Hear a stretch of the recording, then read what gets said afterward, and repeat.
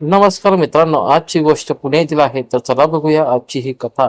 पुणे शहराच्या एका जुन्या भागात मोठ्या इमारती होत्या. त्याच इमारतीत अक्षय नावाचा तरुण राहायचा. उंच, गोरा, स्मार्ट आणि दिसायला खूप देखणा. तो एका खाजगी कंपनीत काम करायचा. त्याचं ऑफिस सकाळी 9ला सुरू व्हायचं आणि संध्याकाळी 6ला संपायचं. दिवसभर व्यस्त असता तरी रात्री घरी परत आल्यावर त्याला एकटेपणा बोचायचा, कारण त्याचे आई वडील गावाला राहत होते आणि अक्षय एकटा शहरातल्या या फ्लॅटमध्ये राहायचा. त्याच्या समोरच्या फ्लॅटमध्ये संजय नावाची बाई राहत होती. ती वयाने अक्षयपेक्षा बरीच मोठी होती, पण तिचं सौंदर्य अक्षयच्या नजरेत रोज भरभरून शिरायचं. तिच्या अंगावर पांघरलेलं साधं साडीचं रूप त्याला रोज भुरळ घालायचं. तिच्या डोळ्यात एक वेगळीच रहस्य दडलेलं असायचं. तिचं असणं आणि चालणं अक्षयला अस्वस्थ करायचं. तिचा नवरा एका मोठ्या कंपनीत अधिकारी होता, त्यामुळे वारंवार बाहेर गावी त्याला जावं लागत होतं. तो आठवड्याच्या आठवड्याला बाहेर असायचा आणि घरात संजना एकटी असायची. सुरुवातीला अक्षय फक्त खिडकीतून तिला बघायचा.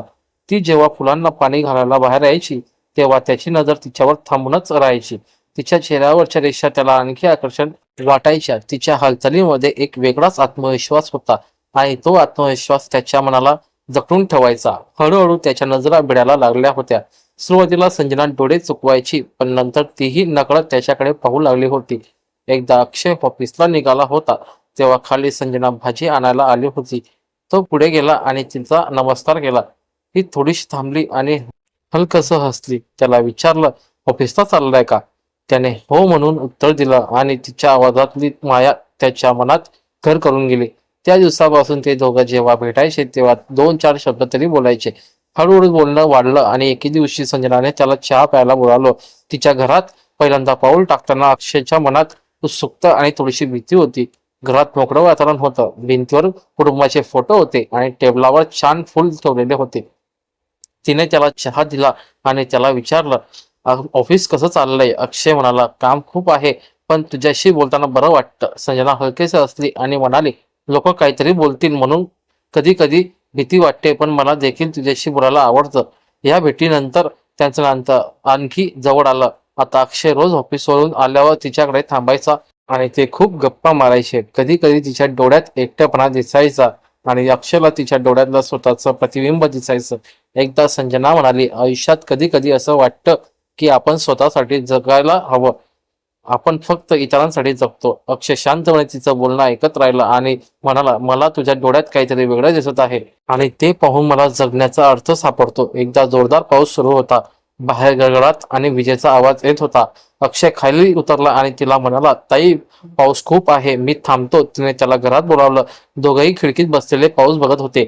संजना हलकेच म्हणाली, "अक्षय, तू मला समजतो म्हणून मी तुझ्याशी इतकं मोकळं बोलू शकते, पण मला भीती वाटते की हे सगळं चुकीचं तर नाही ना?"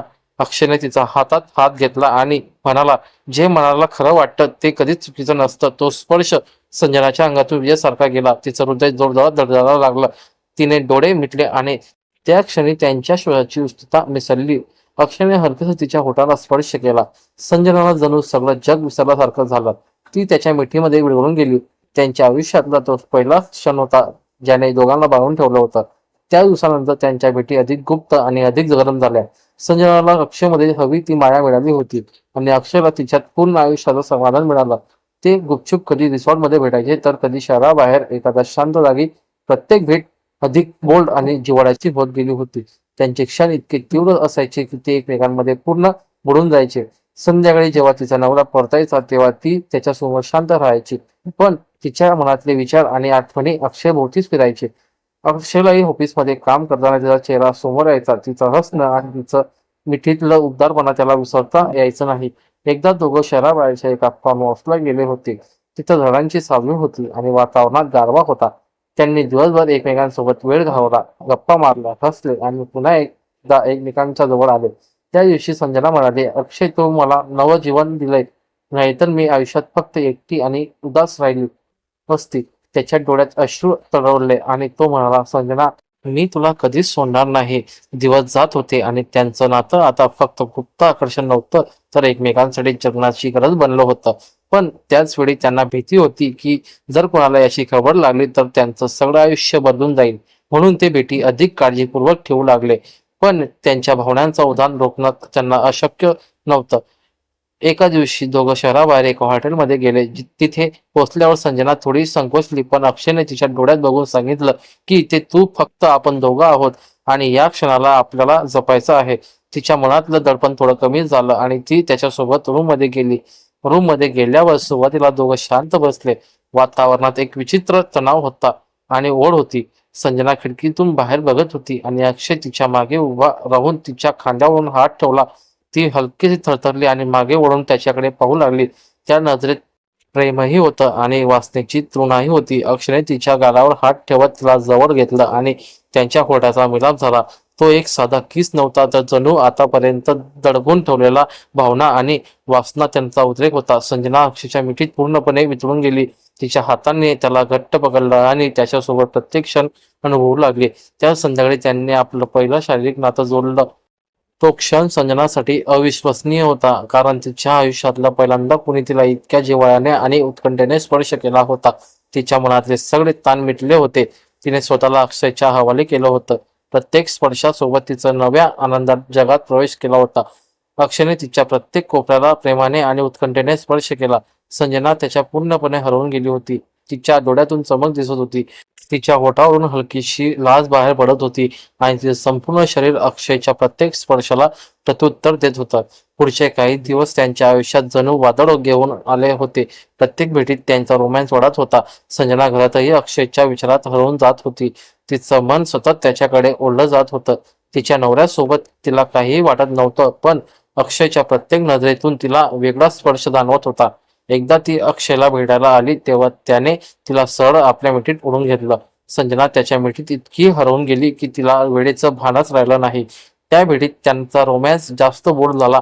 दोघांनीही एकमेकांना पूर्णपणे समर्पित केलं. एकमेकांची वासना मागून पुढून पूर्ण केली आणि त्या क्षणाचा आनंद घेतला. त्यांचं अफेअर आता जास्त खोलवर जात होतं, पण त्याचबरोबर धोकादायकही होत होतं. संजना सतत विचार करायची की जर हे कोणाला समजलं तर काय होईल, पण तिच्या मनाची ओढ अक्षयकडे इतकी प्रबळ होती की ती स्वतःवर ताबा ठेवू शकत नव्हती. एकदा दोघं एका मित्राच्या पार्टीत भेटले तेव्हा संजना साडीत खूपच सुंदर दिसत होती. अक्षयने तिला पाहिलं आणि तो थांबून शकला नाही. पार्टीत संपल्यावर दोघं एका कोपऱ्यात गेले आणि तिथेच त्यांच्या रोमॅन्सला सुरुवात झाली. तिच्या होठांना गोडवा आणि त्यांच्या मिठीतली ऊब दोघांना इतकी बुरवून टाकली की त्यांनी वेळ जागा विसरली आणि एकमेकांमध्ये हरवले. त्या रात्रीनंतर संजना आणि अक्षय यांचं नातं आणखी मजबूत झालं. त्यांचा विश्वास वाढला आणि त्यांचा बोल्ड रोमॅन्स प्रत्येक भेटीत तीव्र होत गेला. अक्षयला आता वाटत होतं की संजना फक्त त्याची आहे आणि संजनालाही असं वाटू लागलं होतं की अक्षय शिवाय तिचं आयुष्य अपूर्ण आहे. दोघंही एकमेकांशिवाय राहू शकत नव्हते. रोजच्या छोट्या छोट्या भेटी आता त्यांना पुरेशा वाटत नव्हत्या. त्यांना लांब वेळ सोबत राहायचं होतं. एकमेकांच्या जवळ राहून वासना पूर्ण करायची होती. संजनाला आणि अक्षयला नात्याची सुरुवात कशी झाली हे त्यांना स्वतःला आश्चर्य वाटत होतं, कारण पहिल्यांदा ते जेव्हा एकमेकांना भेटले तेव्हा साधा संवाद साधायचा हेतू होता, पण हळूहळू मन जवळ आलं आणि दोघांनाही लक्षात आलं की हे फक्त एक साधं आकर्षण नाही तर खरं प्रेम आहे. अक्षयच्या डोळ्यात संजनाला तीव्र भावना दिसायच्या, तर संजनाच्या हास्यात अक्षयला स्वतःची दुनिया दिसायची. दोघांचे संभाषण तासंतास चालायचे. मोबाईलवर चॅट सुरू व्हायचे, फोनवर रात्री उशिरापर्यंत बोलणं व्हायचं आणि एकमेकांशिवाय दिवस अपूर्ण वाटायचा. एक दिवस शहरात पावसाळा जोरात सुरू होता. रस्त्यावर पाणी साचले होते. लोक पडत होते, छत्र्या घेऊन धावत होते आणि त्याच वेळी अक्षयने संजनाला फोन करून भेटायला बोलावलं. संजना आधी थोडी संकोचली, पण तिचं मन होकार देत होतं. ती लाल रंगाचा ड्रेस घालून आली होती. केस अर्धे मोकळे होते आणि तिच्या डोळ्यामध्ये चमक होती. अक्षय तिला पाहून थबकला. तो एकटक तिच्याकडे पाहत राहिला आणि म्हणाला, संजना, आज तू मला जणू स्वप्नातली राजकुमारी दिसते. दोघे पावसाच्या सरीत चालत गेले आणि एका छोट्या कॅफेमध्ये बसले. तिथे खिडकी बाहेर पाऊस कोसळत होता, पण आज त्यांच्या नजरा बोलत होत्या. थोड्या दिवसांनी अक्षयने एका खास प्लॅन आखला. तो संजनाला शहराबाहेरच्या एका रिसॉर्टमध्ये घेऊन गेला. रिसॉर्ट हिरव्यागार झाडांनी वेढलेलं होतं. सभोवताली शांतता होती आणि हवेत एक रोमॅन्टिक गारवा होता. संजनाला थोडा संकोच वाटलं, पण अक्षय सोबत ती स्वतःला सुरक्षित आणि मुक्त समजत होती. खोलीत प्रवेश करताच संजना खिडकीजवळ उभी राहिली. अक्षय तिच्या मागे गेला आणि हळूच तिचे केस बाजूला केले. संजनाच्या अंगावर शहारे आले. ती हळूहळू वळली आणि दोघांचे होठ जवळ आले. तो क्षण त्यांच्या आयुष्यातला अविस्मरणीय ठरला. दोघांनी एकमेकांना घट्ट मिठी मारली आणि त्यांच्या हृदयाचे ठोके एकसारखे झाले. त्या रात्री त्यांनी आपली सारी बंधने विसरली. भावना शब्दांच्या पेक्षा जोरकस झाल्या आणि त्यांचे किस अधिक तीव्र झाले, स्पर्श अधिक उत्कट झाले आणि प्रत्येक क्षण त्यांच्या वेगळ्या जगात घेऊन गेला. संजनाला जाणवलं की ती अक्षय शिवाय अपूर्ण आहे, तर अक्षयला वाटलं की संजना त्याच्या आयुष्यातलं खरं सुख आहे.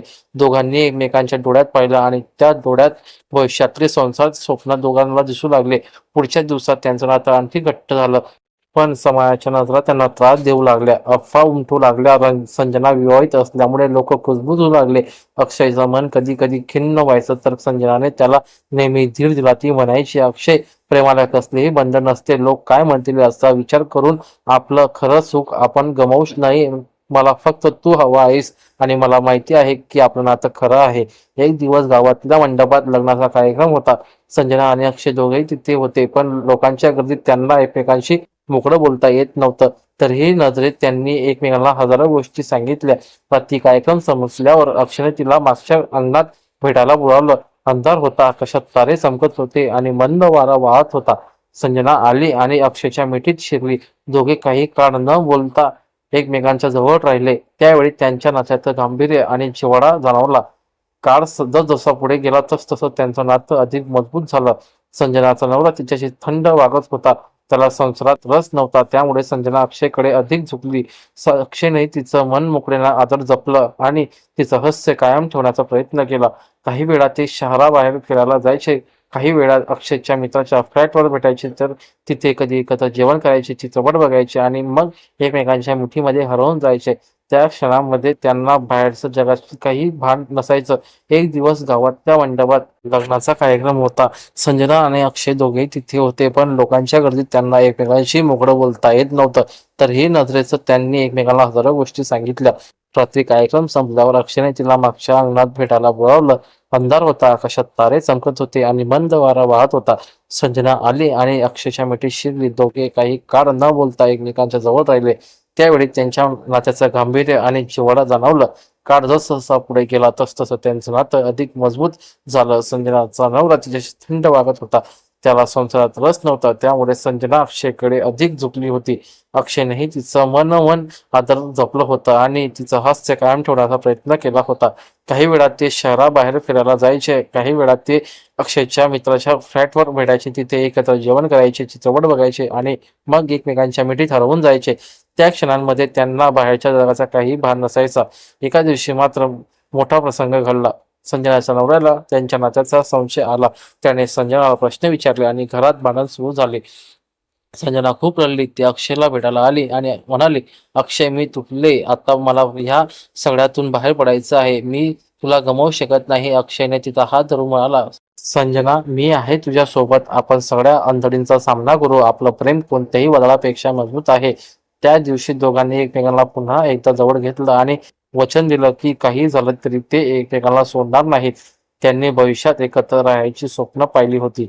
छोटं घर, मुलं आणि कायमचं एकत्र असलेलं आयुष्य, हाच त्यांचा उद्देश झाला. शेवटी काळ फिरला. संजनाच्या नवऱ्याने तिला घटस्फोट दिला. समाजात अनेकांनी कुजबूज केली, पण संजनाला आता याचं काहीच वाटत नव्हतं, कारण तिच्यासोबत अक्षय होता. दोघांनी नंतर छोट्या समारंभात लग्न केलं. मित्रपरिवार सोबत होता आणि त्याच दिवशी संजना हसत हसत म्हणाली, अक्षय खरं प्रेम कधीच करत नाही. आज आपण त्याचा पुरावा आहोत. आता दोघं त्यांच्या छोट्या घरात आनंदाने राहू लागले. रोजचं जीवन साधं होतं, पण त्यांचं एकमेकांचं सहवास होता, प्रेम होतं आणि तेच त्यांच्यासाठी मोठं होतं. अक्षय संजनासाठी सकाळी चहा बनवायचा, संजना त्याच्यासाठी स्वयंपाक करायची. रात्री दोघे एकत्र बसून आठवणी काढायचे आणि प्रेमाचे एकमेकांना मिठी मारायचे. आणि त्यांचं जीवन कधी कधी बोल्ड क्षणांनी भरलेलं होतं, पण प्रत्येक क्षण त्यांच्यासाठी अमूल्य होता. त्यांच्या कहाणीचा शेवट असा झाला जिथे प्रेमाने समाजाच्या बंधनावर विजय मिळवला आणि संजना अक्षयने आयुष्यभरासाठी एकमेकांना स्वीकारलं. त्यांच्या डोळ्यातून हेच उमटलं की खरं प्रेम कितीही अडथळे आले तरी प्रेम शेवटी जिंकतं. जर तुम्हाला ही गोष्ट आवडली असेल तर आमच्या चॅनलला सबस्क्राईब करा, व्हिडिओला लाईक नक्की करा, शेअर करा. धन्यवाद. आणि जर तुमचे काही सुझाव असतील तर ते तुम्ही आम्हाला कॉमेंटमध्ये सुचवू शकता. धन्यवाद.